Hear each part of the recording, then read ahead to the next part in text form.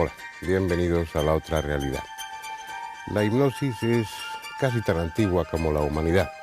Con diferentes nombres, con distintas interpretaciones, se viene practicando desde hace milenios.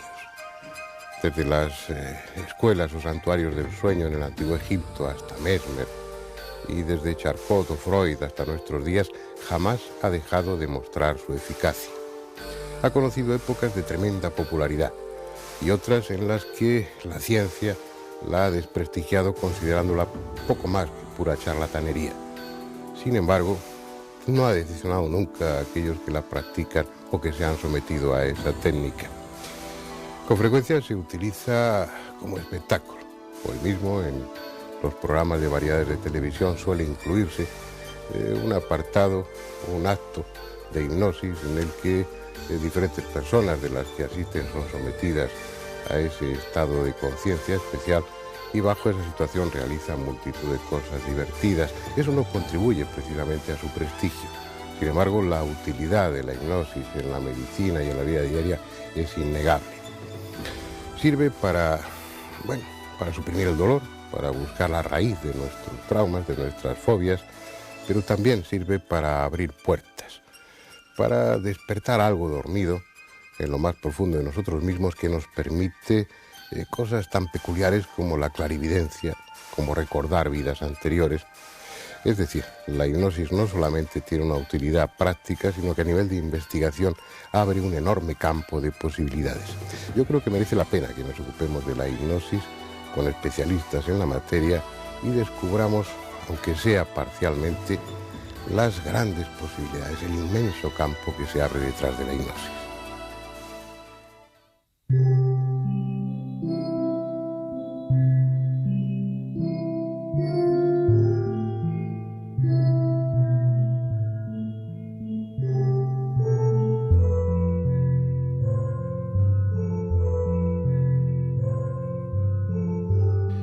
De la hipnosis se han dicho y escrito muchas cosas, pero lo realmente interesante para la mayoría de la gente no es la teoría o los mecanismos por los que actúa y que todavía no están claros.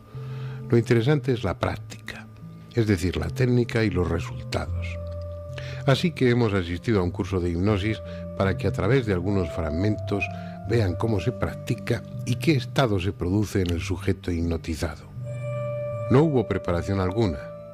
De hecho, la cámara se limitó a seguir lo que allí sucedía sin preocuparse demasiado de la calidad del encuadre y procurando no estorbar demasiado.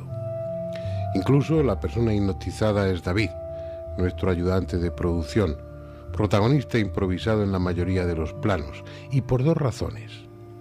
La primera, que nunca hasta ese momento había sido hipnotizado y por tanto en modo alguno estaba condicionado, y la segunda porque el profesor del curso, Horacio Ruiz, que también nos acompañará en el coloquio, con su gran experiencia como hipnoterapeuta, determinó a los pocos minutos de conocerle que David podría ser un sujeto fácilmente hipnotizable.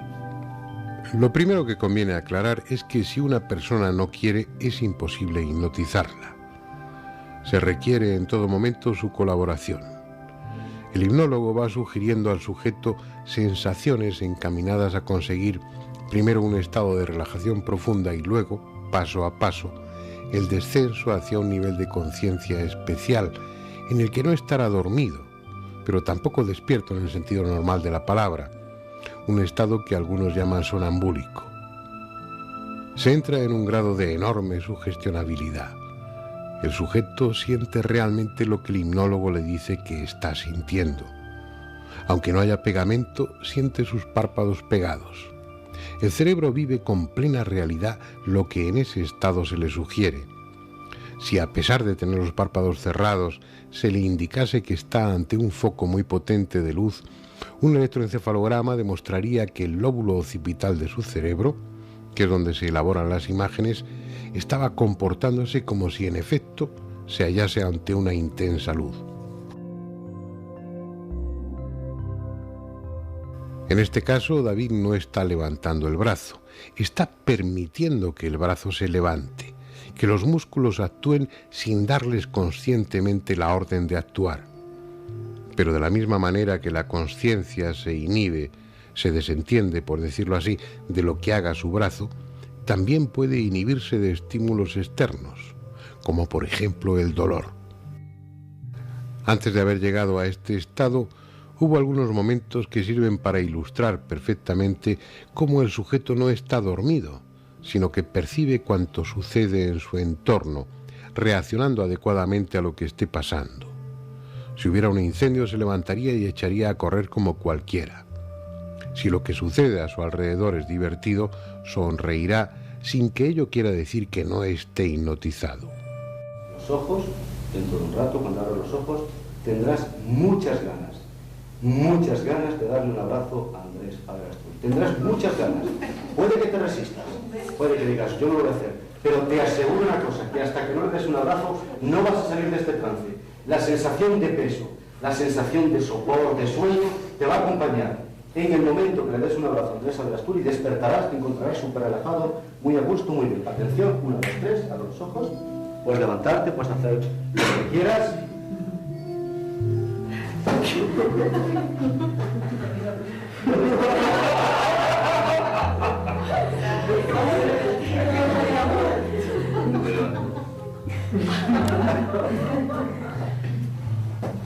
¿Puedes?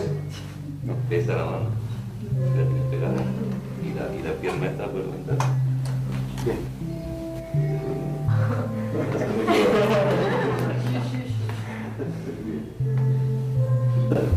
Más tarde David nos recordaba haber abrazado a Andrés porque al hacerlo estaba aún en un estado intermedio, sin plena conciencia.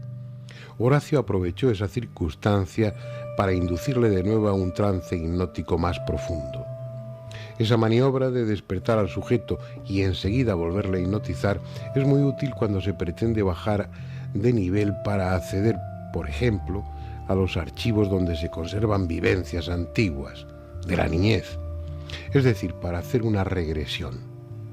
Algo frecuente en la hipnosis con fines terapéuticos, ya que permite revivir las experiencias traumáticas responsables de algunas fobias.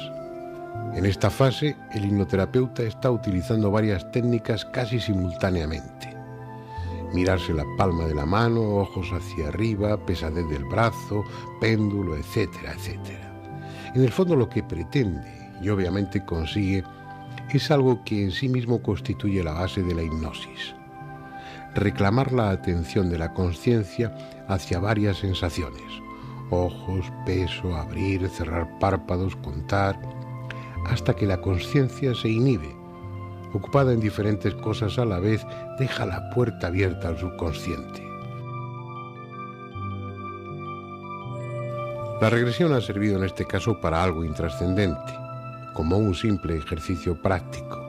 Sin embargo, ese retroceso en el tiempo puede tener aplicaciones tan sugestivas como revivir una experiencia dentro de un ovni o recordar vidas anteriores a esta. Veremos un par de casos, pero será fuera de este aula y en la segunda parte del reportaje.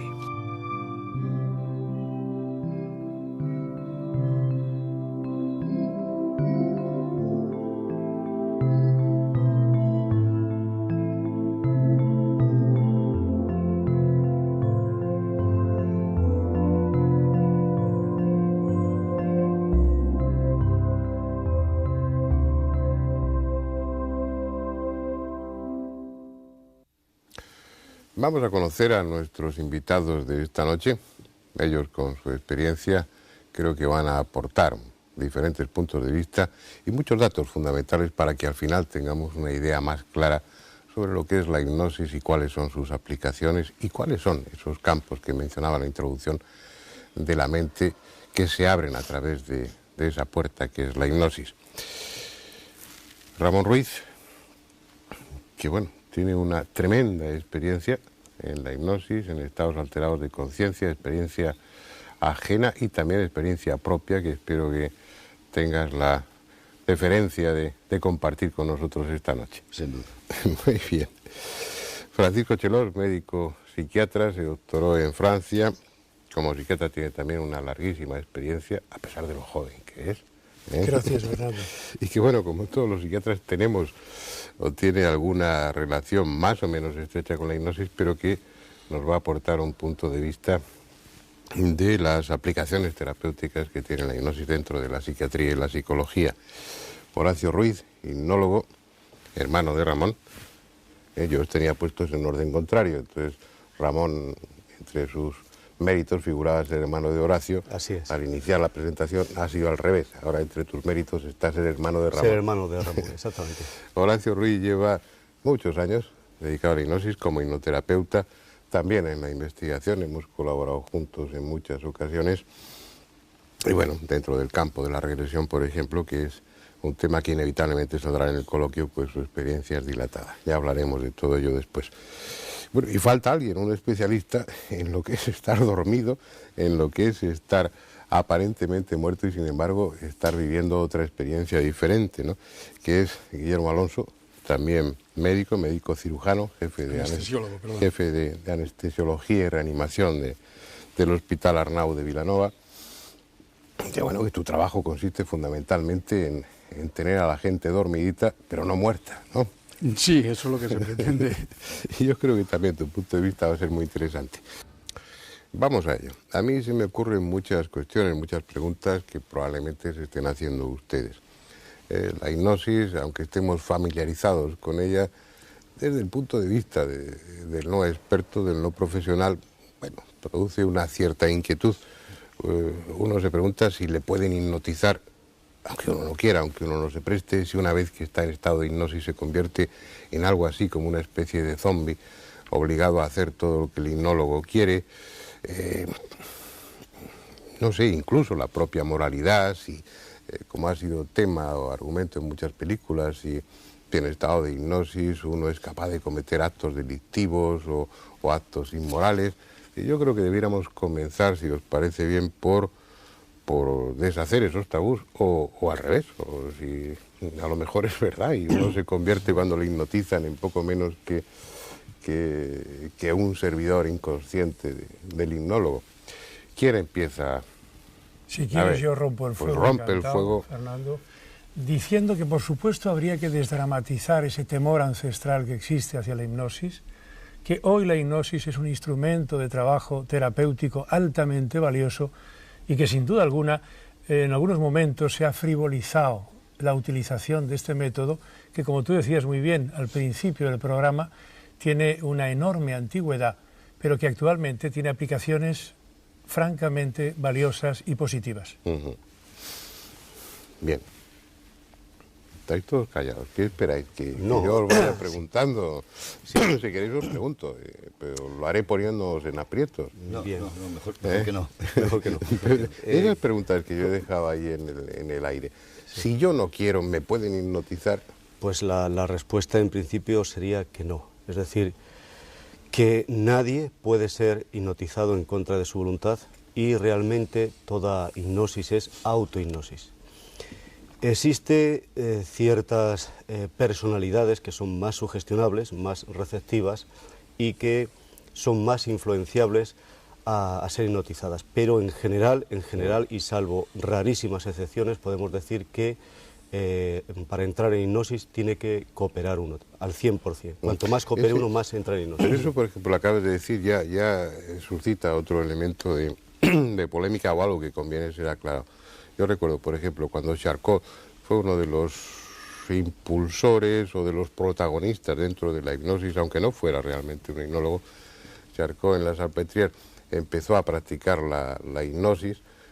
Lo hacía con pacientes histéricos, fundamentalmente con mujeres histéricas, que entraban habitualmente en trance con facilidad, y entonces se generó la idea de que cuanto más histérico, cuanto más neurótico es uno, más fácilmente es hipnotizable, lo cual pues te lleva a la posición de no admitir o no querer admitir que eres fácilmente hipnotizable, porque eso implicaría que eres inseguro, neurótico o histérico. ¿Eso es verdad o no? Yo tuve la suerte de trabajar justamente en la Salpêtrière, como becario que fui en un principio del gobierno francés, y en el anfiteatro Charcot es donde yo trabajaba y impartía también cursos, y lo que sí que te puedo asegurar es que ahí se creó un mal precedente, como tú has apuntado muy bien, de que eso era solo para neuróticas, histéricas, etc.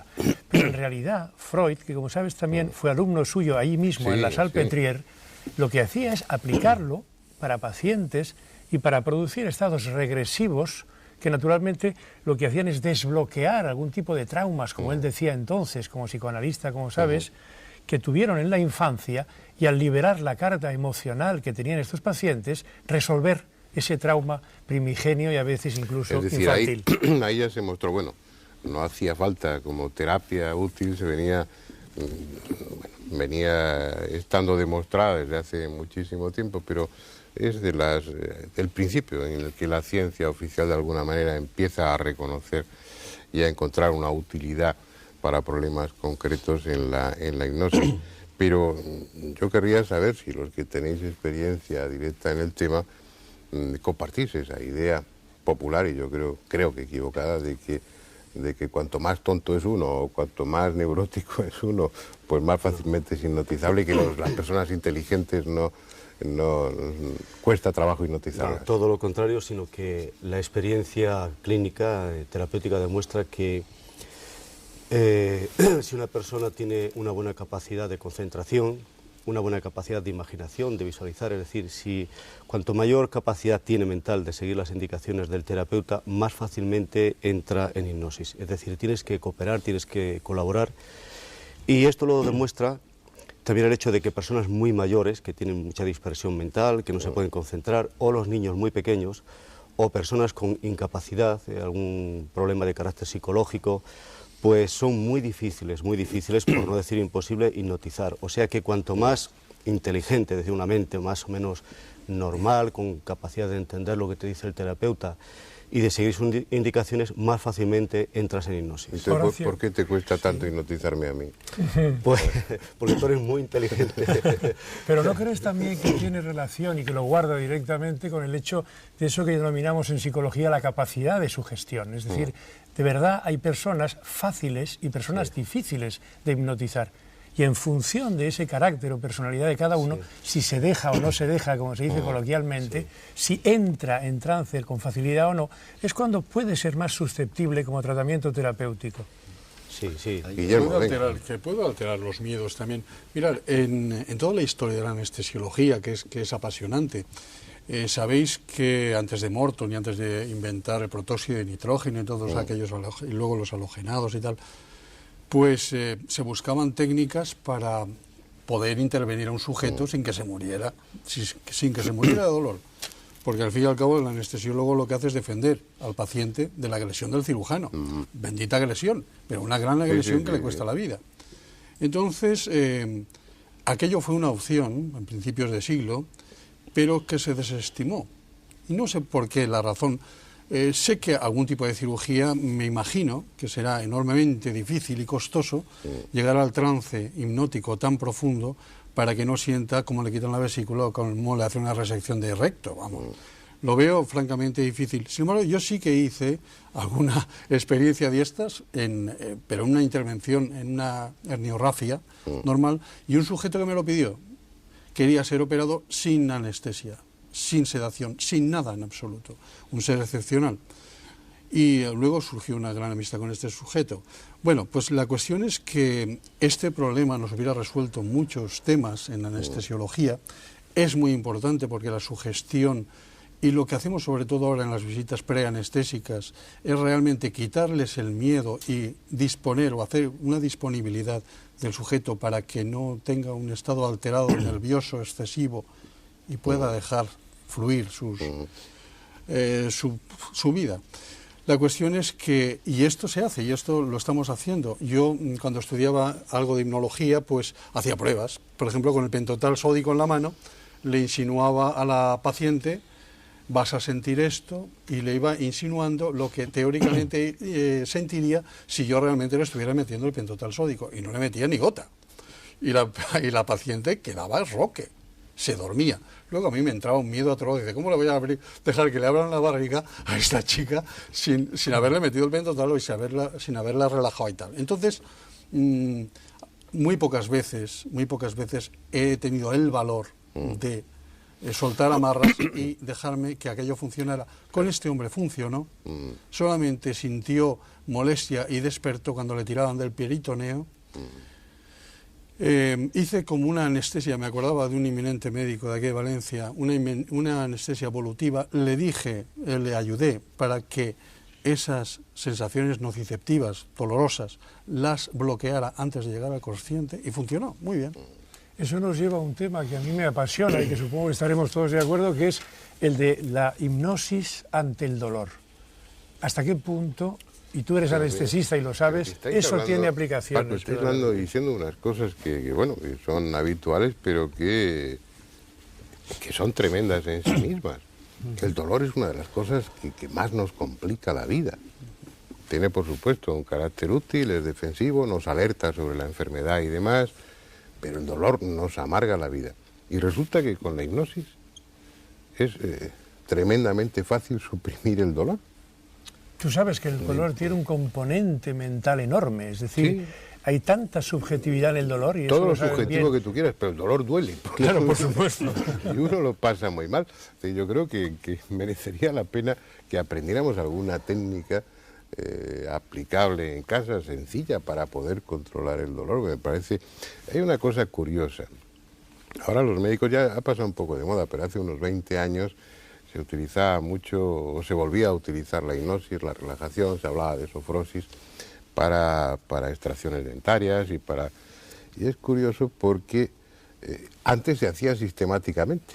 En el siglo pasado los dentistas descubrieron que con la hipnosis podían evitar el dolor en sus pacientes y se utilizó y se dejó de utilizar porque apareció el éter o apareció algún anestésico, y entonces probablemente, por lo que comentaba Guillermo, pues bueno, tienes a un paciente en hipnosis y estás convencido de que en ese momento no está o no sentiría dolor, pero la inseguridad, el miedo a que, bueno, ahora está así, pero y si en un momento determinado de la intervención, de la operación o de la extracción, eso que no sabemos qué es, deja de funcionar y aparece el dolor. Sí, pero ¿no crees que es más a veces nuestra propia limitación como terapeutas y nuestro miedo que proyectamos en el paciente lo que nos lleva a no intentarlo? Es decir, estoy convencido de que hay que trabajar con ello, y no solo con el paciente que sufre, sino tu propio problema para no trasladarlo al paciente.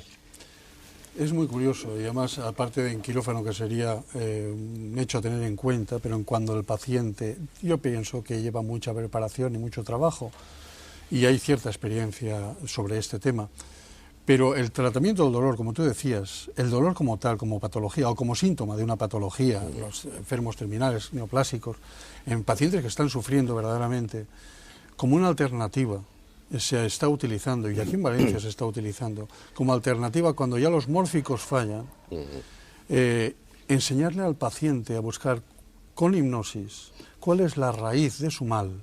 Y ahí entramos ya en un campo que es ya apasionante y esotérico, porque realmente te está saliendo ya del hecho de que tiene un cáncer, produce esto, sino qué es lo que le ha producido este cáncer, por qué, porque esta niña de 13 años está terminal y con fuertísimos dolores y con MST y que realmente pues está teniendo un final. ¿Y cuál es la razón y por qué se consiente esto y por qué está pasando ahí? Hay tantos interrogantes. Estamos hablando del dolor, pero el campo es tremendamente sugestivo. En ese estado, y esto os lo pregunto a Ramón y a Horacio, porque practicáis y tenéis una experiencia muy directa como hipnoterapeutas, y es un poco más para Horacio y para Ramón, que eres más teórico, ¿no? ¿O sigues practicando? Práctico, más que práctico, sí. Bien. Que es, bueno, en ese estado de conciencia especial, porque yo no sé qué es la hipnosis. La gente habla de sueño, hablamos de sueño, no tiene nada que ver con el sueño, el que está hipnotizado no sé cómo está, ahora me lo contarás, ahora hablamos de ello. Pero parece que en ese estado especial de conciencia uno tiene acceso a una información, a un conocimiento sobre uno mismo que a nivel consciente no tiene.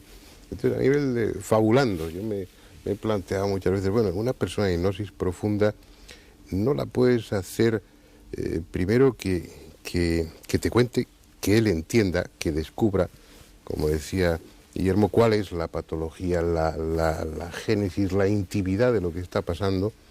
Si la mente tiene esas capacidades que tiene, y que en la hipnosis además pues son muy claras, el que le salga a uno una polla tocándole con una pluma, o el quitar el dolor, o hacerle sentir frío o calor, es decir, ese control de la mente sobre el cuerpo no se podría aplicar para las células tumorales, por ejemplo.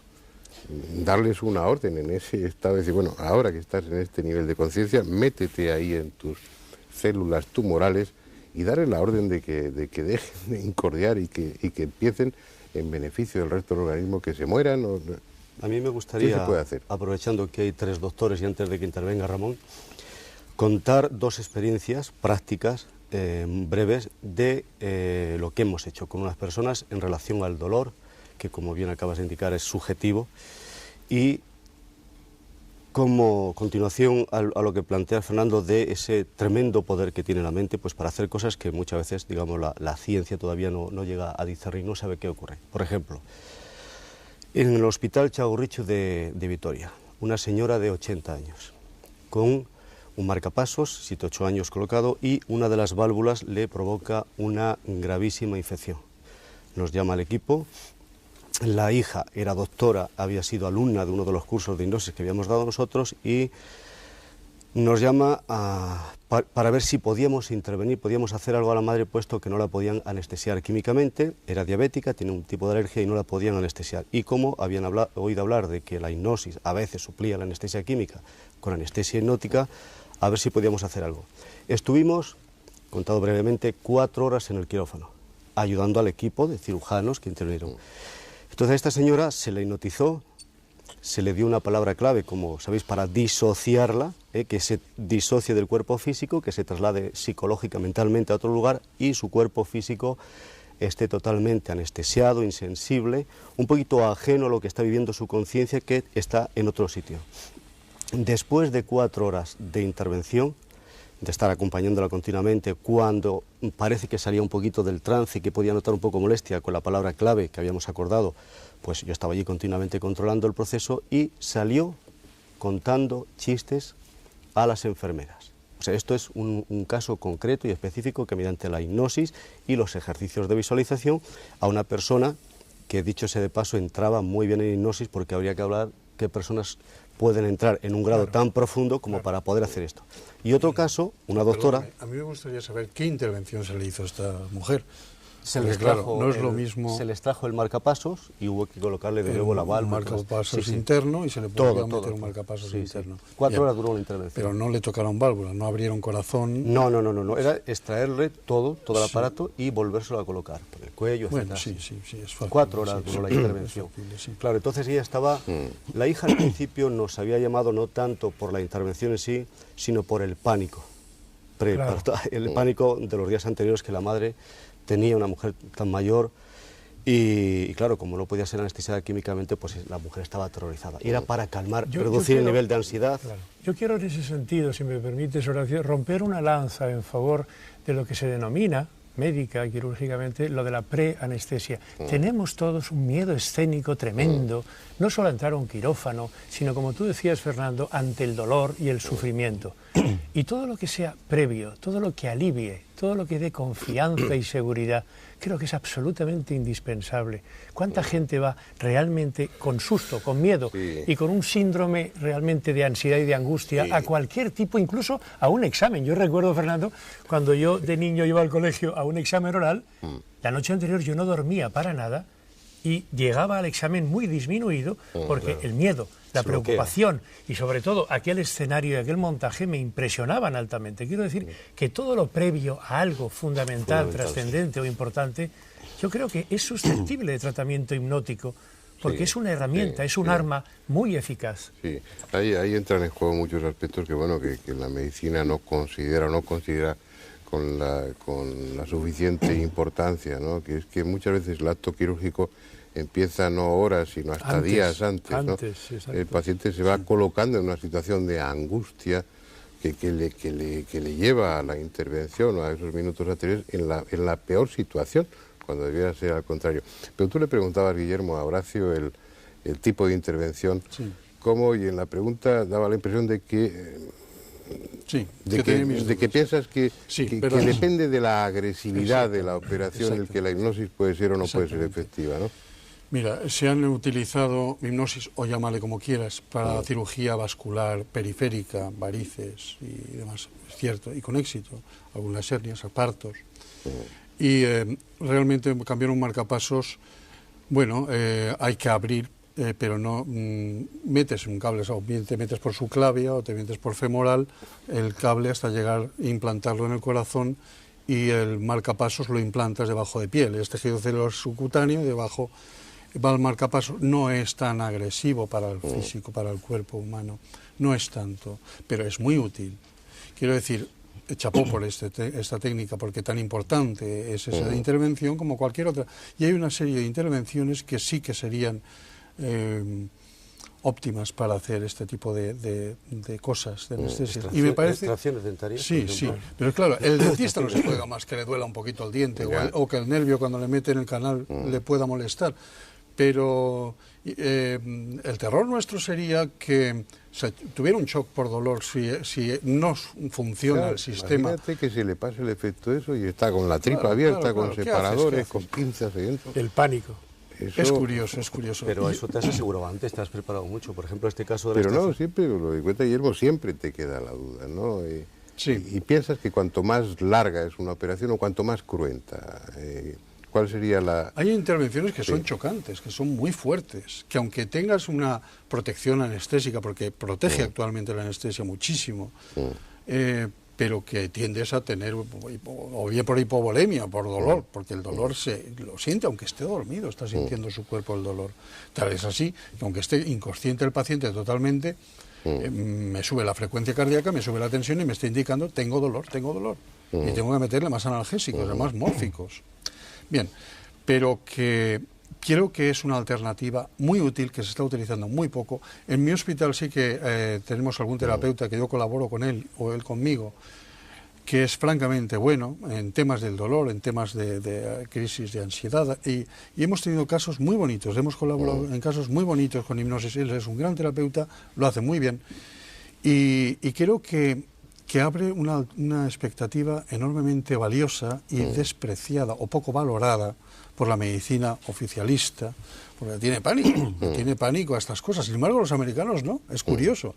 ¿Cuantísimos psiquiatras americanos están utilizando la hipnosis o psicólogos? Sí, luego en la segunda parte yo creo que hablemos de eso. Ahora estamos ya a punto de tener que entrar en publicidad, pero llevamos 20 y tantos minutos y yo todavía no sé lo que es la hipnosis. Estamos hablando de sus aplicaciones, de su innegable eficacia como herramienta contra el dolor, como anestésico, pero...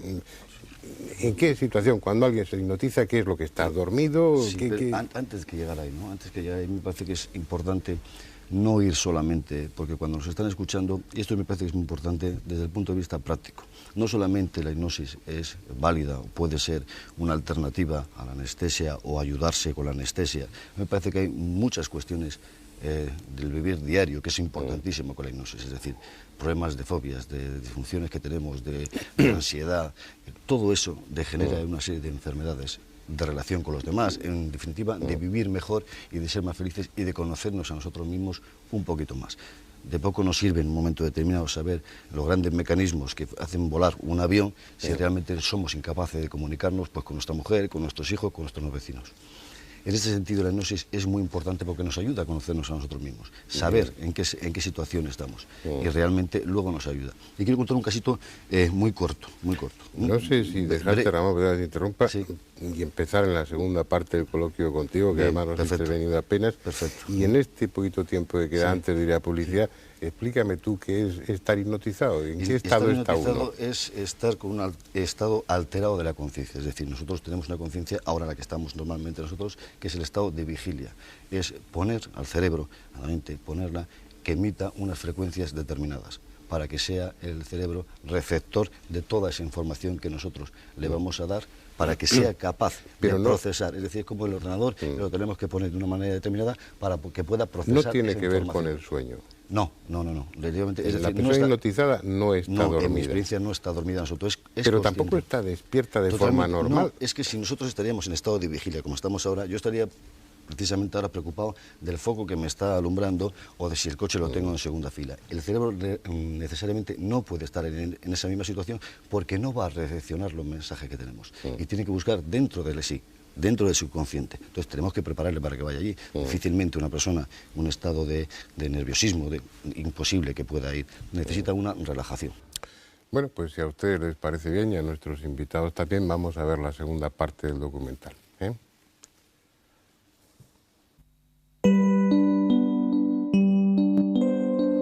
las aplicaciones de la hipnosis hay algunas sumamente sugestivas.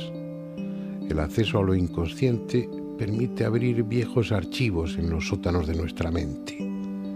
Todo lo experimentado, todo lo imaginado, todo lo soñado permanece allí.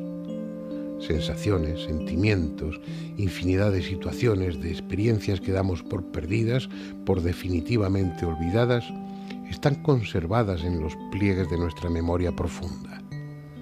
Es más, ni siquiera se mantienen inertes. Muchas de esas vivencias olvidadas o reprimidas están influyendo en nuestra conducta, determinando nuestros actos de ahora sin que nos demos cuenta de ello. El hipnoterapeuta suele utilizar su técnica para llevar a sus pacientes a etapas de su vida pasada, en busca del conflicto o del trauma afectivo que está expresándose como una fobia o con cualquier otro síntoma en su vida presente. Pero lo intrigante es que en ocasiones ese retroceso, esa regresión, permite que afloren recuerdos no de esta vida, sino de presuntas vidas anteriores. Mauri tiene 29 años. Su existencia actual está marcada por una profunda afinidad con la cultura árabe, sin que en su familia o en su ambiente haya habido razones para ello. A los 18 años inició los estudios de filología semítica y el verano siguiente lo pasó en Siria con una beca. Según me contó, para ella fue un reencuentro. Inmediatamente se sintió identificada con cuanto la rodeaba. Un verano después obtuvo de nuevo una beca y volvió, conviviendo en esta ocasión con una familia siria, integrándose con sus modos y costumbres desde el primer momento. No pensaba en la reencarnación, aunque no dejaba de sorprenderle esa sensación de sentir como propia una cultura tan diferente a la suya, hasta que un día, curioseando en el zoco de Alepo, el más antiguo de Siria, un objeto la atrajo como un imán. Era un viejo y costoso anillo que terminó comprando. Al tenerlo en su mano supo que, contra toda lógica, había sido suyo antes. Por eso está sometiéndose a sesiones de hipnosis regresiva. Quiere saber qué fue y qué hizo en una vida anterior. Cada cual puede darle a la hipnosis regresiva el valor que quiera. Científicamente nada prueba, pero en muchos casos aporta datos que, en efecto, parecen proceder de vidas anteriores a esta. Mauri ha ido reviviendo, por así decirlo, fragmentos no de una, sino de 3 vidas previas a esta. En todas ellas fue una mujer árabe, y tal como afirman los reencarnacionistas, en esas vidas pasadas estuvo vinculada a personas con las que en esta vida actual tiene estrecha relación, como sucede con Richard, su pareja.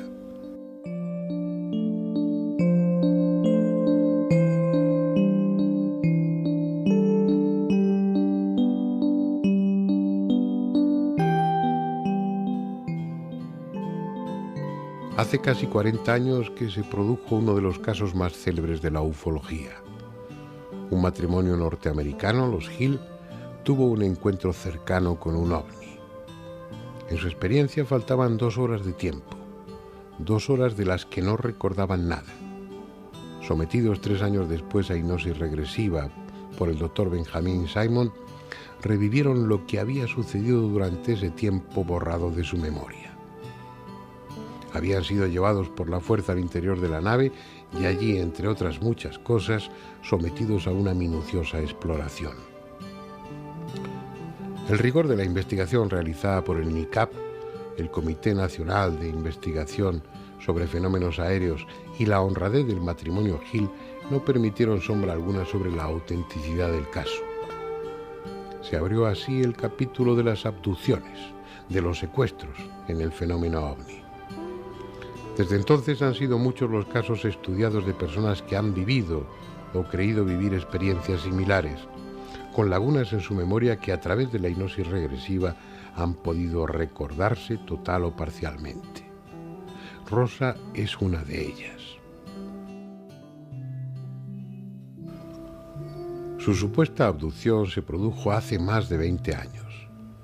Iba en coche con su compañero de entonces por una carretera cercana a Madrid, bien entrada la noche, cuando vieron una extraña luz que desde el horizonte parecía dirigirse hacia ellos. Finalmente, se trataba de un objeto volante no identificado de gran tamaño que se colocó cerca del suelo y delante del automóvil. 2 focos delanteros, ventanas triangulares con siluetas de aspecto humano tras ellas, una rampa abriéndose en la panza del aparato, unos fogonazos como los flashes de una cámara fotográfica y poco más. El objeto desapareció y con el consiguiente nerviosismo llegaron a su casa.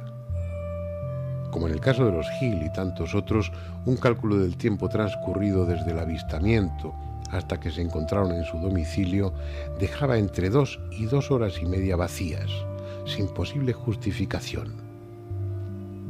Pasados los años, una serie de circunstancias le hicieron sentir la imperiosa necesidad de recuperar ese tiempo perdido de su memoria y se puso en contacto con Horacio Ruiz para someterse a hipnosis regresiva. El primer paso en una regresión de esas características es situar a la persona en los acontecimientos previos a la amnesia, llevarla a revivir lo que recuerda, pero en estado de hipnosis. En esa situación no solo recuerda los detalles con más claridad, sino que revive las emociones. En este caso, la irritación que le producía la falta inicial de interés por la luz que manifestaba su novio. ¿Qué sensación te produce al verla? Es muy bonita. Pues no me da tiempo a decirle nada porque da una curva, el idiota, porque va muy deprisa, es un imbécil. Siéntese un momento. Minuto a minuto, Rosa va reconstruyendo lo sucedido hasta llegar el momento en que, por alguna razón, los recuerdos habían sido borrados de su memoria consciente. Es una especie de barrera que, tras varias sesiones, consigue al fin atravesar. Los 3. Ahora, ¿recuerdas? Azul. Me sacan del coche. Te sacan del coche. ¿Quién te saca del coche? Azul. Ahora lo estás viendo, lo estás sintiendo de nuevo. Te sacan. ¿Quién te saca? ¿Cómo te saca? No sé. ¿Hay algo? ¿Fuerza, una energía, una luz? ¿Qué es lo que está sucediendo? Me sacan. ¿Pero no sabes quién? Se abre la puerta del coche y me sacan. La puerta, ¿quién la ha abierto? Azul, ahora. Ahora estás reviviendo ese momento. La puerta se está abriendo y ahora sabes qué o quién te está... Unos seres. Unos seres. ¿Los ves? Sí, no. No. ¿Qué? ¿Sientes una fuerza, una energía? ¿Qué? Estoy en una camilla. ¿Dónde estás? Estoy dentro. Es difícil valorar el grado de fiabilidad de los relatos obtenidos en estas condiciones. Deseos y temores reprimidos, fantasías, fragmentos de sueños están ahí presentes y pueden enmascarar los hechos o falsearlos por completo. Mi opinión personal, desde el punto de vista técnico, es que su experiencia es verídica, psicológicamente hablando. Yo no puedo entrar a opinar, a emitir un juicio de valoración sobre la realidad o no del fenómeno físico en sí. Yo no sé si ha estado en la nave o no ha estado en la nave, pero desde el punto de vista psicológico y emocional la experiencia es real. ¿En qué me baso? Pues en lo que llamamos el lenguaje no verbal, respiración, cómo cambia la respiración, se hace una respiración más superficial, más relajada, más nerviosa, en relación a la experiencia que está teniendo. Cómo le cambia la simetría facial, incluso el tono muscular, también el movimiento palpebral. Cuando una persona está dormida en la cama, sabemos que está soñando por el movimiento REM, movimiento rápido ocular, es decir, que sus ojos siguen la frecuencia de lo que estamos viendo, de lo que está viendo. O sea que observando detenidamente este comportamiento físico, este lenguaje no verbal, yo diría que lo que está viendo ella es real, es auténtico. Si es invención o no del subconsciente, ahí lógicamente no podemos entrar, yo al menos no entro, pero desde el punto de vista psicológico sí es real la experiencia, eso es mi opinión. Pero este programa de hoy no está dedicado al fenómeno de las abducciones y sí al de la hipnosis. Así que dejemos a Rosa reviviendo su extraña aventura y volvamos al estudio para reanudar el coloquio.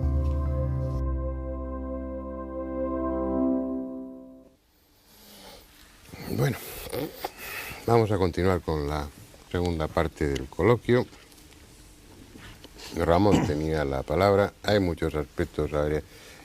Ya dejaría un poco de lado la efectividad de la hipnosis, claramente demostrada por otra parte en lo que se refiere a la anestesia, al dolor, pero la hipnosis se presta a otras muchísimas aplicaciones y abre unos campos, yo diría que inquietantes, ¿no? Y vamos a ocuparnos un poco de eso, pero tú tenías que contarnos. Primero, yo no sé si quedó claro lo que es estar hipnotizado o no. Pues nos íbamos a ir a publicidad y el documental y yo no sé si los espectadores tendrán claros qué nivel de conciencia, qué estado de conciencia es el que está presente en la hipnosis. Es un estado alterado de la conciencia. Pero cuando se dice un estado alterado de la conciencia, no tenemos que entender nada peligroso ni nada extraño del otro mundo. Es decir, cuando una persona se está en casa relajándose con una música clásica, tranquilo, está en un estado distinto de conciencia que como está normalmente cuando está conduciendo, cuando está leyendo o cuando está realizando otras funciones.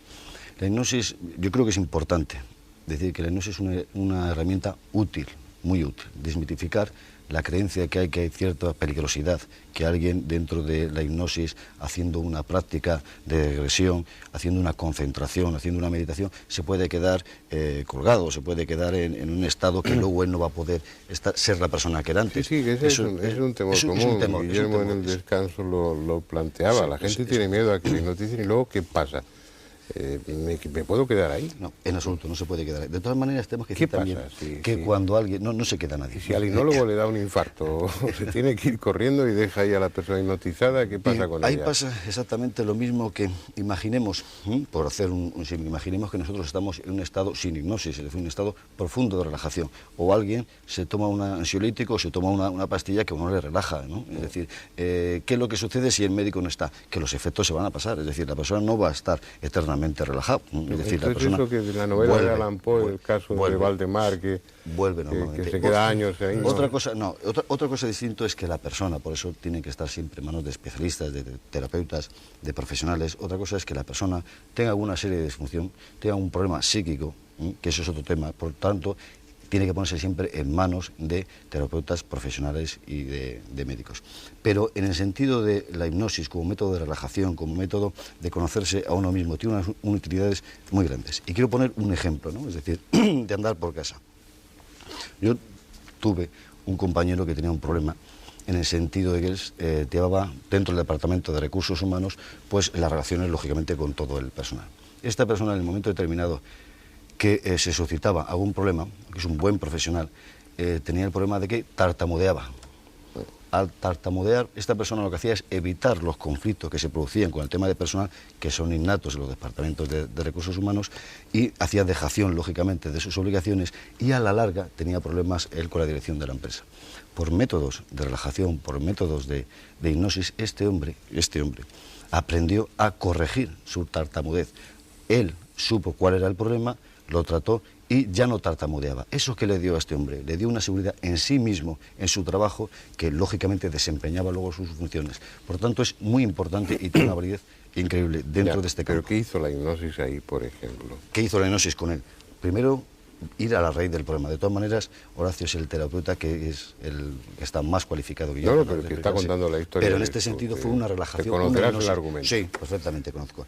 Una hipnosis regresiva, es decir, este hombre, por método de la hipnosis... Una hipnosis regresiva. Regresiva a la infancia.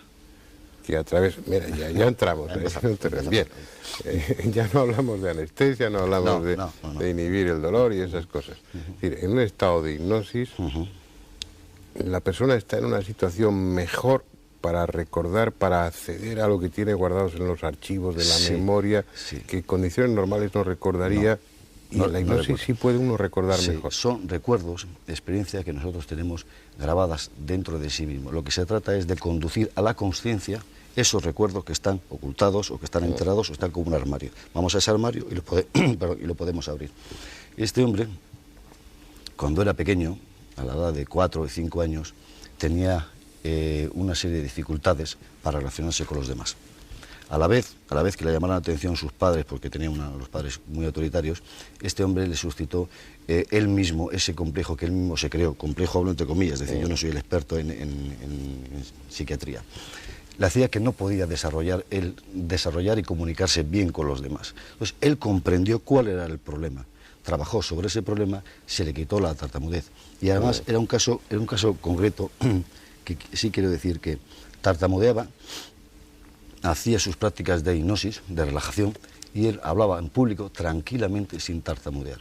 Eso influyó directamente sobre él, de tal manera, bueno, pues que actualmente ese problema que tenía tiene otros problemas, como llegar a final de mes, ¿no? Con el salario corto que no vale, pero ese paso es formidable. Ramón, si me permites, Sí. por alusiones a lo del psiquiatra, Sí. se me ocurre que en ese caso concreto que tú has planteado y que me parece muy ilustrativo, de que lo que se trataba era de dar confianza y seguridad a ese individuo para que luego pudiera enfrentarse a ese miedo que él tenía, digamos, a nivel relacional o de tomar la palabra en público con sus subalternos y poder a partir de ahí, en esa confianza y seguridad personales, desarrollar bien su trabajo, ¿verdad? Sí, desarrollar bien su trabajo porque, claro, no solamente era el poder comunicarse con los demás, es decir, que él evitaba cualquier fricción, cualquier situación un tanto delicada y complicada, porque él realmente sabía que no iba a poder responder, porque iba a empezar a trabarse, a tartamudear al poder hablar. Y eso era un problema. Bueno, de hecho, cuando Freud, el padre del psicoanálisis, empezó, cuando acudió a... Antes mencionábamos a Charcot, cuando acudió a la Salpêtrière, lo que le llamó la atención era eso, la hipnosis como método para encontrar el trauma de la infancia o de cuando fuera de la adolescencia que estaba ocasionando toda una serie de síntomas en la actualidad. Lo que pasa es que luego de ahí pasó a la asociación libre y a otro tipo derivó hacia lo sexual. Derivó hacia, y hacia una técnica que no requiere la relajación. Pero eso es efectivo. La práctica vuestra es que las fobias, por ejemplo, yo, imagínate que tengo fobia a las hormigas de colores y no sé por qué, y cada vez que veo una, pues me pongo fatal. Acudo a un hipnoterapeuta y ¿qué hace? Bueno, en primer lugar, partimos del hecho, como decía Erison, ese psiquiatra americano y que pasa por ser uno de los mejores hipnoterapeutas del mundo, hombre, ya falleció, que realmente el inconsciente de la persona, de su paciente, tiene todos los recursos que éste necesita para solucionar sus problemas. Partiendo de esta premisa básica, que en el inconsciente está toda la creatividad, todos los recursos, todas las potencialidades y, como tú has mencionado de pasada, potencialidades, facultades desconocidas, pero los recursos están dentro. Si la hipnosis es la herramienta más rápida que se conozca a nivel psicológico y que con esta rapidez nos permite entrar en el subconsciente, esto quiere decir que entramos directamente en el núcleo donde están los problemas y también donde encontramos los recursos para solucionarlas. Y hay una cosa muy importante con la que operativamente yo trabajo y a mí me gusta mencionar siempre, es el siguiente. Supongamos una fobia, que a los 4 o 5 años tú has tenido un problema puntual con un perro, con una araña, algo. Fijaros bien cómo... Una hormiga. Pero una hormiga muy grande. O como la cucaracha que hemos visto esta mañana. Con cemento, con hormigones. Fijaros una cosa, esto es importantísimo y desde el punto de vista de la medicina, la psiquiatría, yo creo que va a suscitar vuestro interés y posiblemente lo sepáis. Si en cuestión de segundos el cerebro, la mente, subconsciente, en fin, una estructura mental, ha creado algo tan complejo, tan extraordinario como una fobia, en cuestión de segundos ha creado... Es decir, un estímulo, una respuesta. En cuestión de segundos se ha creado una fobia al perro, a la araña, lo que sea. Y después, durante 10, 15 o 20 años, ante el mismo estímulo, siempre como un ordenador perfecto, damos la misma respuesta. Pues la conclusión siguiente es fácil. Si entramos en el nivel de la mente capaz de crear algo tan extraordinario, en este caso la solución, también tiene que ser relativamente fácil solucionar el problema, porque si ha sido capaz de crear una fobia, tiene que ser capaz de crear la solución. Y con la hipnosis, que es la herramienta más rápida y más profunda, entramos en el núcleo donde toda esta potencialidad se puede utilizar. Esta es un poco la teoría y la práctica. Y eso está bien, lo que pasa es que, bueno, solucionáis esa fobia, pero ese pobre hombre o esa pobre persona que ya tenía donde colocar su angustia, y, bueno, pues eso es otra la cristalizo aquí, eso es otra ahora me quito la fobia a las hormigas, ahora ¿qué hago con la angustia? ¿Acabará desarrollando pues otra fobia? Pues canalizar esa energía. Pero es importante justamente lo que tú apuntas, en la medida en que muchas veces se desplazan los síntomas, se desplazan las fobias a otro lugar o a otra cosa distinta. Pero estoy convencido de que la hipnosis tiene esa capacidad de rapidez entrando en el núcleo del problema para, si no enuclearlo, al menos sí resolverlo. Y sobre todo porque como método regresivo va hasta las causas primigenias que originaron el problema. Entonces, en ese sentido yo creo que es un arma y un instrumento valiosísimo. Horacio y yo colaboramos hace tiempo y los resultados yo los veo con claridad y precisamente en el tema de las fobias es muy efectiva. Guillermo, que estás muy callado. ¿Qué pasa con el cerebro cuando uno le hipnotizan? No acabo de bueno, entenderlo. parece ser que como dicen, bueno, cuando se le hace un electroencefalograma hay alteraciones en las ondas. Él lo decía. Ramón lo decía que realmente hay cambios de respuesta de la funcionalidad neuronal. Pero es curioso porque yo he visto casos muy bonitos de alteraciones importantes, tratarse con este tema. Me acuerdo un caso, voy a intentar ser muy breve.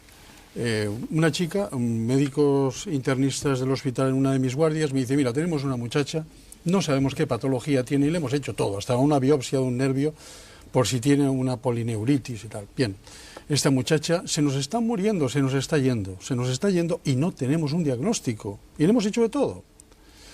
Era muy curioso el caso y entonces me dijo, tú que haces cosas raras y te tratas con gente rara, ¿podéis hacer algo? Bien, le dije que sí, que encantado. Llamé a mi amigo, que he mencionado antes, no he dicho su nombre, no creo que, pero que es terapeuta y que, bueno, vamos a trabajar con esta muchacha. Empezamos a sugerirle cosas, entráramos en hipnosis de una forma muy sencilla, haciéndole que hiciera una introspección dentro de su propio cuerpo, que viera ella misma, como si fuera una partícula pequeñita dentro de su cuerpo, dónde está la patología, dónde se veía ella, dónde estaba su mal, y que empezara a limpiar, pero con frases como esa. Bueno, pues ahora coge una escoba y un trapo y empieza a barrer esos nervios hasta que quedan brillantes y bonitos y tal. Bueno, aquella chica estaba caquéctica, estaba con sonda nasogástrica, sin alimentarse, estaba en un estado deplorable y tal es así, tan deplorable, y no es exageración, que al internista le habían dicho, si se muere en tu guardia, acuérdate de pedirle la autopsia porque no sabemos de qué se nos está muriendo la muchacha. Fue así de fuerte. Se empezó a tratar a esa muchacha, a los 2 o 3 días ya empezaba a alimentarse, se le quitó la sonda nasogástrica, se empezó a sentar, empezó a funcionar, y fue dada de alta a los 15 días totalmente superado el trauma. Seguíamos sin diagnóstico, pero nosotros no íbamos a buscar el diagnóstico. Se hablaba de cutipado y cosas extrañas. ¿No lo dio ella misma en ese estado de hipnosis? No se le buscó. Sabíamos una cosa, era una chica portuguesa, había estado en un campo de concentración en África, cuando todo el conflicto aquel de Angola y Mozambique.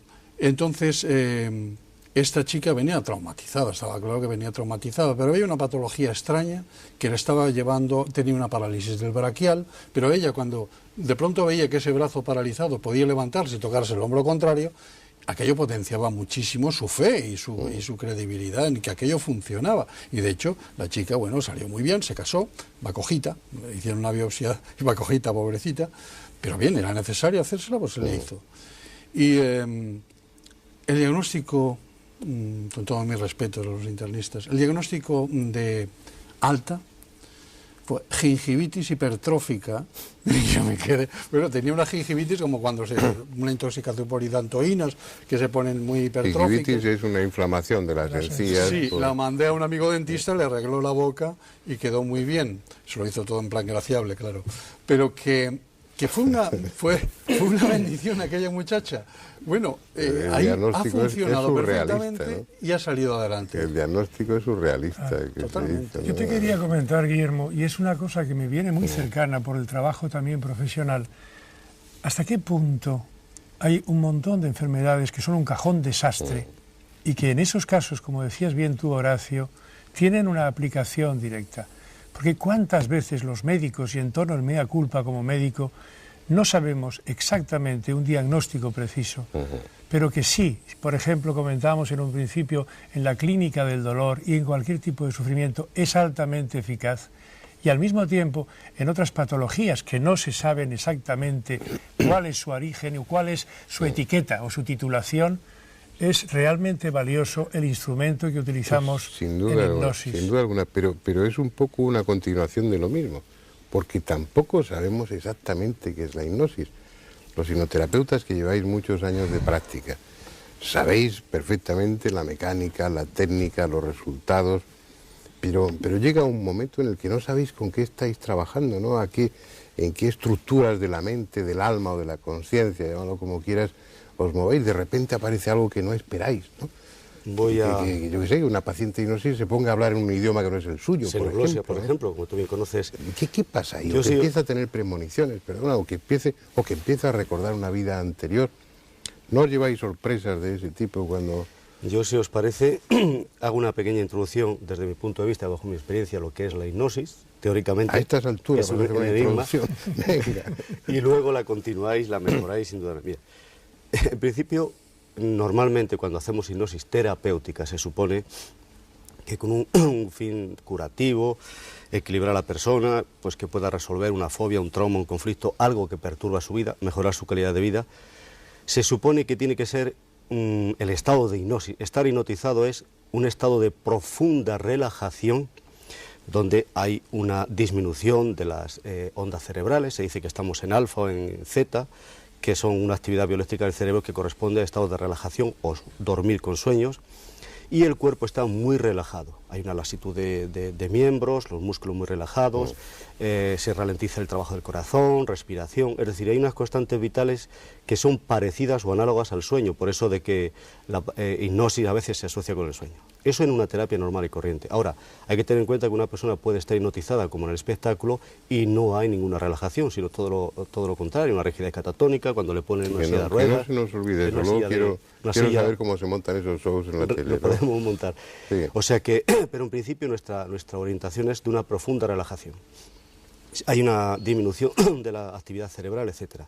Se supone que entramos en un nivel del inconsciente o subconsciente, donde, como he dicho antes, hay esa creatividad, esos recursos, esas ideas, etcétera. Y hay que tener en cuenta también lo que contaba Guillermo, el doctor Guillermo, que en relación a la curación, etcétera, que una persona hipnotizada se eleva el nivel de sugestionabilidad, que es tan importante y que a veces se asocia a hipnosis a sugestión, están íntimamente relacionados, pero a veces no tienen por qué ser lo mismo.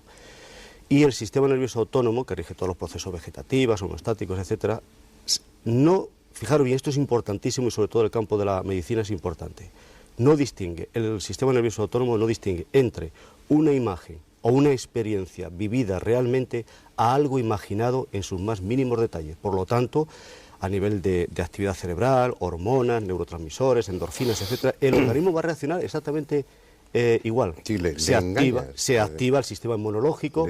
Perdona, para que no nos vayamos perdiendo, le estás sugiriendo en ese estado que está haciendo frío, y entonces se produce una vasoconstricción capilar, el individuo empieza a temblar de frío. El tremendo poder de la imaginación. Y hay una respuesta fisiológica, que es la que habría en condiciones reales ante el frío, y sin embargo no hay frío. Y por eso el organismo, no solamente a nivel de sugestión, no solamente a nivel de imágenes mentales, sino físicas, por esta explicación que acabamos de dar, reacciona curando y sanando una enfermedad o un problema o provocando una reacción somática, física, como hasta ese momento, antes con la mente consciente que decía Ramón, no había reaccionado. Entonces se supone que es entrar en una parte de la mente donde se puede producir todo esto, y eso nos meteríamos en el terreno de la parapsicología, y ahora lo voy a dejar abierto, el tema, se abre ese potencial, sí, esa ventanita a ese más allá, y se da el fenómeno de la xenoglosia, hablar en lenguas extranjeras, hipermenesia, recuerdos olvidados, recuerdos de supuestas vidas pasadas, etcétera. Ya nos meteríamos en el campo un poco de lo paranormal, pero pues me quedan como unos 5 minutos, pero sí, si queréis nos metemos en ello. Es un poco la explicación que yo puedo dar de lo que a mí me parece que es el estado de hipnosis. En cualquier caso, lo que es evidente es que es un instrumento valioso, que sin duda habría que desdramatizarlo al máximo, porque yo creo que hay mucho miedo, y sobre todo a esa falta, tú lo sabes, Fernando, de profesionalidad a veces, que dices, ¿en manos de quién me pongo? Pero Paco, ese es el tema, que la idea que tenemos frecuentemente de la hipnosis es lo que vemos en un programa de variedad. Claro. Entonces ves a los sujetos que se han prestado voluntariamente a esa experiencia haciendo el ridículo con la finalidad de entretener y con todo el respeto, pero bueno, siempre es ridículo ponerse a ladrar como un perro o olfatear o hacer esas cosas. ¿Cómo se consigue eso? Primero, a mí no me gustaría que me hipnotizasen y quedar en situación de hacer el ridículo. Y ser un instrumento en manos de un hipnólogo, bueno, que está con todo su derecho y toda su honestidad pues haciendo un espectáculo, que mi conciencia quede anulada o mi voluntad quede anulada a ese nivel es algo que no me apetece nada como idea. Y luego, ¿cómo lo consigue? Da la impresión de que está tirado el hipnotizar a la gente. Eso es muy ¿no? fácil. Venga. Bien, ¿Cómo lo hace? En primer lugar, se tiene que presentar voluntario, es decir, hay personas muy exhibicionistas, muy histriónicas, que con tal de de salir en televisión o en una sala de fiestas, montar el número, pues se ofrecen voluntarios. Primer punto. Después, el hipnotizador profesional, utilizando una hipnosis que llamamos hipnosis padre, autoritaria, etcétera, hace pruebas de sugestionabilidad y de los 20 o 30 que se han ofrecido voluntarios, selecciona los 4 o 5 que son sugestionables y que se dejan influir fácilmente. Segundo punto. Tercer punto, se le hipnotiza 1, 2 o 20 veces, dependiendo del número que quiera montar, y cuando ya están profundamente hipnotizados las veces que haga falta, se les deja lo que se llama una orden poshipnótica. Cada vez que yo haga tal cosa... ¿Todo eso se produce antes del programa, días antes o semanas antes? Sí, el tiempo que haga falta, dependiendo de la magnitud y del morbo que se quiera despertar y el número de la audiencia del programa. Exacto, el programa y del presupuesto. Se prepara, exactamente, y entonces se prepara. Son personas, es real lo que ocurre, es decir, la persona entra en trance, está preparada. Y eso de que no se enteran, a veces pregunta, ¿tú te enteras de lo que has hecho? ¿Te acuerdas? Dicen, no, no es cierto. Hay una amnesia provocada por el hipnotizador y cuando salgas de este trance no te acordarás de nada. Claro, durante un tiempo, como le has provocado, la amnesia no se acuerda, más tarde se acordará. Esto es exactamente igual que cuando tenemos algo en la punta de la lengua, el nombre de un artista, de una película, una calle, y decimos, no me acuerdo, lo tengo en la punta de la lengua. Sí sabes qué ha ocurrido, etcétera, pero en ese momento no lo puedes verbalizar. Está preparado y son personas que se ofrecen voluntarias. Normalmente ocurre así.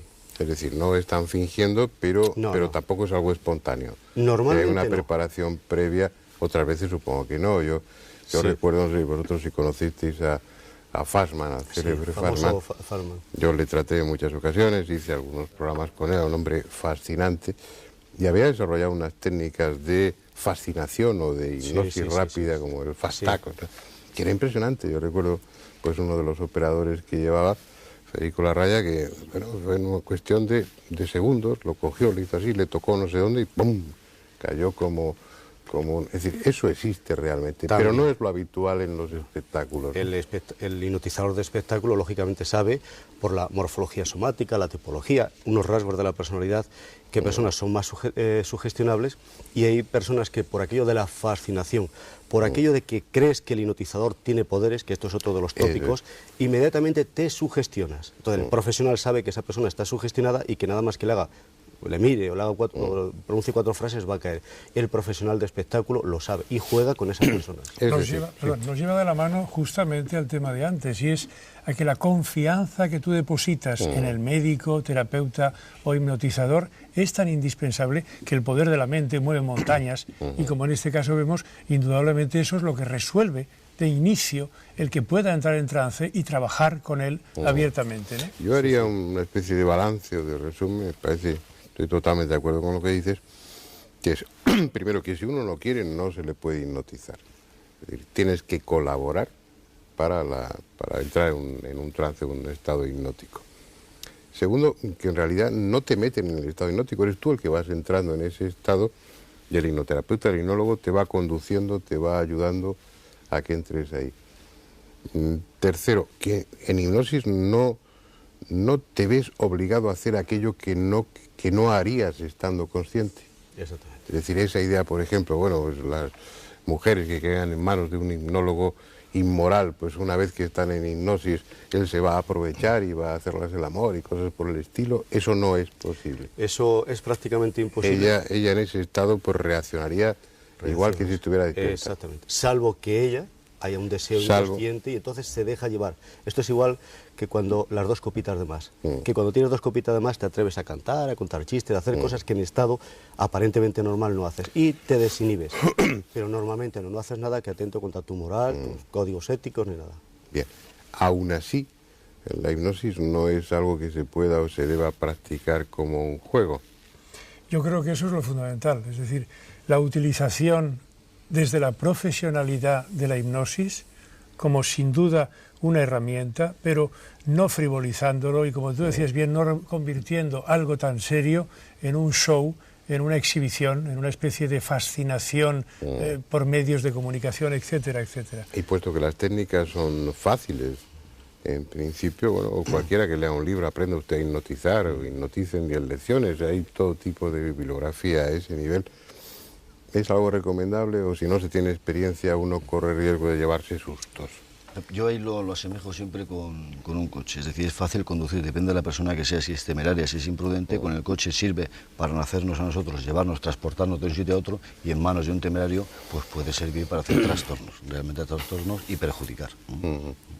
Bueno, la verdad es que queda muy poco tiempo y quedan muchísimos aspectos de la hipnosis que habría que tocar. Yo te hacía una pregunta antes, Horacio, es eso, si en la práctica os encontráis con que de repente aparece algo en ese estado especial de conciencia, en ese estado alterado de conciencia, llamamos hipnosis, que te deja perplejo, porque yo no estaba buscando esto, yo estaba, bueno, lo que contaba Guillermo de esta paciente es extraordinario, pero bueno, está dentro del cuerpo, de la mente, de la experiencia, de la biografía, de la vivencia de esa muchacha.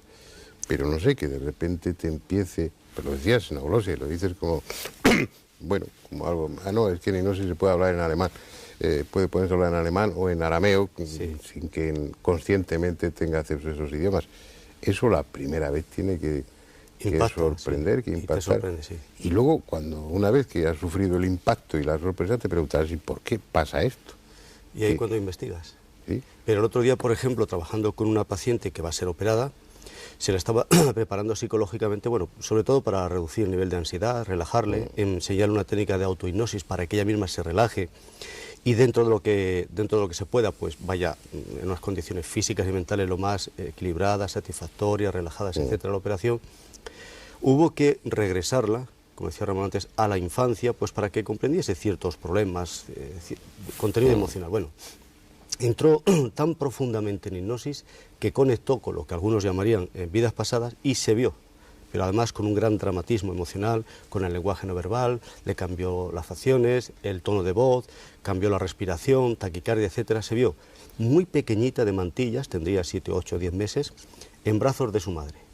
1800, 1000 y pico, y no lo estábamos buscando, que esto es importante tener en cuenta. Nosotros no buscábamos una regresión a vidas pasadas en absoluto. Se vio en brazos de su madre y su padre discutían porque la iban a dar en adopción a alguien. Y ella vivió durante pues casi 10-15 minutos del trance hipnótico una gran angustia porque decía no quiero que me den, no quiero que me den. Sufría mucho porque supuestamente en aquella vida pasada sus padres eran muy pobres y la iban a dar en adopción. No lo estábamos buscando, pero lo importante, alguien se preguntará, ¿y qué importancia tiene eso? Es que conflictos y problemas de no sentirse querida, abandonada, es una constante de su personalidad actual, que tiene que ver con el problema de espalda que tiene. O sea que ahí el subconsciente nos llevó sin buscarlo al origen, al problema o supuesto problema, para que comprendiésemos el presente. O sea que el campo de posibilidades es extraordinario. Y lo que habéis dicho, que a veces en hipnosis, si se tiene que ser, hay que tener cuidado, no hay que tener cuidado, claro, hay que ser un profesional cualificado, tener experiencia y tener sobre todo lógica y sentido común, porque cuando se presenta un caso como este o parecido, ¿qué haces? ¿Qué vas a decir? No, yo simplemente, lo que tú decías, abundando en ello, el que hay casos, como tú has citado, excepcionales, pero yo me siento ciudadano de a pie, me siento televidente también, y me pregunto en qué casos particulares la hipnosis es aplicable. Y por supuesto, tú has citado ya algunos, esas fobias y esos miedos, esas obsesiones, esas neurosis en general, en la clínica del dolor, todo tipo de dolor, sufrimiento, y también, y por qué no, en casos terminales, y eso creo que vale la pena poner el acento en este programa para que muchos lo sepan, como pueden ser casos de cáncer, problemas tumorales, casos de SIDA, etcétera, etcétera. Estoy convencido cada vez más que si damos buena prensa a esa técnica y la aplicamos con seriedad y con rigor, sin duda alguna, tiene una gran eficacia. Bueno, se nos ha acabado el tiempo. No hemos entrado en los aspectos más sugerentes, hombre, ya son muy sugerentes, muy inquietantes lo que hemos dicho aquí, pero sería el aspecto más práctico, más útil de la hipnosis. Yo creo que cuando hablemos de otros temas, como el de la reencarnación, por ejemplo, sería la ocasión para que o todos o la mayoría de vosotros volvierais al coloquio y que entonces ya nos metiéramos en la hipnosis como camino de investigación en la posibilidad de la reencarnación, dejar sobre el tapete, eso se está utilizando como terapia por muchos psicólogos en Estados Unidos y también aquí en Europa, en la que se busca la solución o la causa de traumas, ¿no?, de traumas, de fobias, de problemas neuróticos y demás, se busca la causa no en la infancia, sino en vidas anteriores, ¿no? Esa regresión a otras vidas como terapia y sobre todo como investigación. Y si hay elementos de juicio, si hay datos suficientes para plantearse que a través de la hipnosis regresiva se aportan pruebas, o si no pruebas, indicios razonables y sólidos de que no es esta nuestra única existencia, sino que hemos vivido antes otras vidas y consecuentemente es probable que vivamos otras después. Pero eso lo comentaremos cuando llegue el momento de hablar de la reencarnación. Vamos a dejar el tema aquí. Me encanta que sea corto, a mí por lo menos me han quedado muchas preguntas y muchas cuestiones en el tintero, pero el tiempo da de sí lo que da de sí y no puede prolongarse más allá. Muchas gracias por su presencia y hasta la semana que viene, que volveremos con otro tema que espero y deseo que sea de su interés. Gracias a vosotros y hasta siempre.